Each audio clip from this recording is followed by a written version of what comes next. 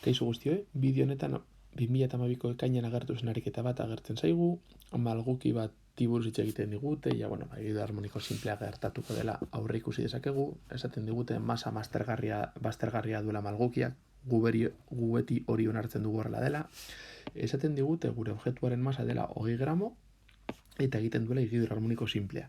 Baita esaten digute ez dagoela marrauskadurarik gainazal horizontalarekin. Gu baita ere hori beti horrela gertatzen dela, onartzen dugu bestela egitura harmoniko simple beste mota bat agertuko zitzaigun, eta gu hori momentuz ez dugu ikusiko. Egitura 5 cm amplitudea duela esaten digute, beraz amplituderen balioa ja ematen digute, masa eman digute baita ere, eta esaten digute segunduko 2 osilazio oso egiten duela.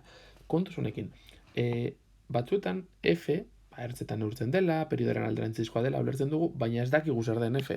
Buruz ikasi dugulako eta ez digulako logikarik emoten. Eta gero ematen digute datu horrela, eta ez dakigu zer adierazten duen honek. Horregatik da garrantzitsua formula ikastaz aparte, jakitea magnitude bakoitzak ze adierazten duen. Horregatik, segunduko 2 osilazioa. Maiztasunaren definizioa da segundu bakoitzean zenbat osilazio egiten diren. Orduan, segundu batean 2 osilazio egiten baditu, badakigu 2 hertz balio duela gure maiztasuna, gure pultsazioa edo gure frekuentzia. 3 modu horietan deitu alda. Beste eta ditxo bat. Masaren balio ematen digutenean hemen bezala, ikusiko dugu, baina formula hau, zinetan omega den errokarratu konstante elastikoa zati masa, ia fijo agertuko dela. Beraz, masa edo karen balioa ematen digutenean, kontuan hartu hau normalean agertzen delako. Eta baina esan da, bagoaz ariketa ebastera.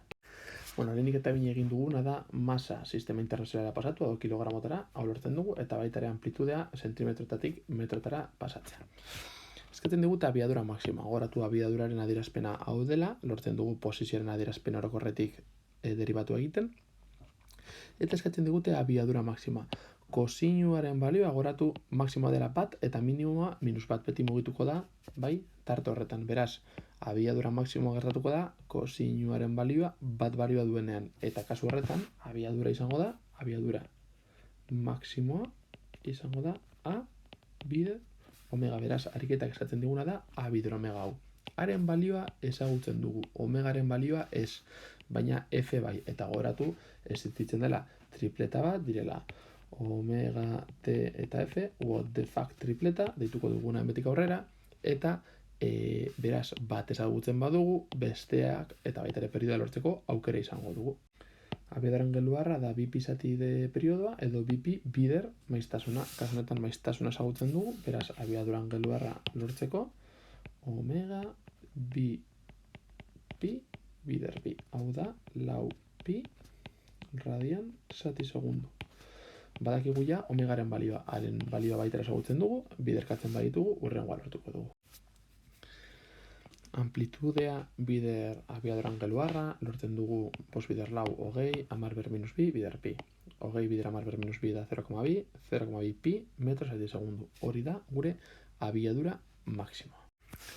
Azelerazioa maksimo lortzeko prozesu berdina. Begiratzen dugu zein den azelerazioaren adierazpen orokorra, azelerazioa maksimoa lortzeko goratu. Naiz eta hemen negatiboa agertu, hau +1 eta -1 bitartean osilatzen denez, -1 balio daukanean, negatiboa joaten zaigu eta bere balio maksimoa A omega karratu izango da. Sartzen dugu amplitudaren balioa, omegaren balioa karratura, eta lortzen duguna da 0,8 pi karratu, metro zati segundu karratu izatea, azelerazio maksimoa. Eta C atalak eskatzen digu konstante elastikoa kalkulatzea. Lehen aurreratu dizuen bezala, masa ematen digutenean, ia beti hau bezalako ekuazioa lortuko dugu. Masa edo konstante elastikoa ematen digutenean. Batzuetan konstante elastikoa ematen digutenean energiak lantzeko da, baina neko probablea da hau agertzea.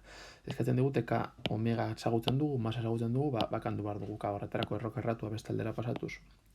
Karratua bihurtzen da, masa pasatzen da zatitzetik biderkatzera, beraz K da omega karratu bidereme. Sartzen dugu 4 pi karratura, masaren balioa sistema internazionaleko unitatetan, hau da, kilogramotan, eta lortzen duguna da 3,6 eta goratu K neurtzen dela newton zatimetrotan.